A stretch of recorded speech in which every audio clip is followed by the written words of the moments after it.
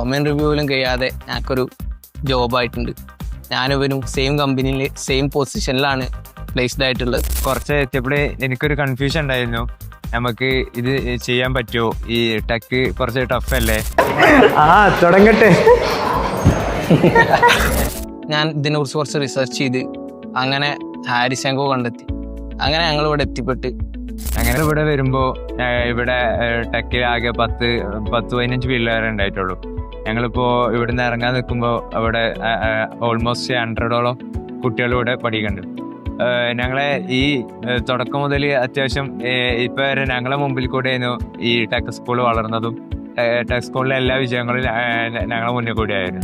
അതുപോലെ തന്നെ നമുക്ക് യാതൊരുവിധ ടെക് ബാക്ക്ഗ്രൗണ്ടും ആകെ ഉള്ളത് +2 ഒരു ബേസ് മാത്രമായിരുന്നു. പക്ഷേ +2 വരെയുള്ള സിസ്റ്റം എല്ലാവർക്കും അറിയാമല്ലോ നമ്മുടെ.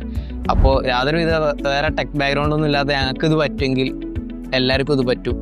അതുകൊണ്ട് ഇപ്പം ഇറങ്ങുമ്പോൾ ഭയങ്കര പ്രൗഡ് മൊമെൻ്റ് ആണ്. കാരണം അത്യാവശ്യം കുട്ടികൾ പഠിക്കുന്ന ഒരു സ്ഥാപനമാണ് ടെക് സ്കൂള്. അത്യാവശ്യം കുട്ടികളിലേക്ക് എത്തി. ഇനിയും ഒരുപാട് കുട്ടികൾക്ക് ഓപ്പർച്യൂണിറ്റി കൊടുക്കാൻ ആക്കൊക്കെ സാധിക്കട്ടെ എന്ന് വിശ്വസിക്കുന്നു.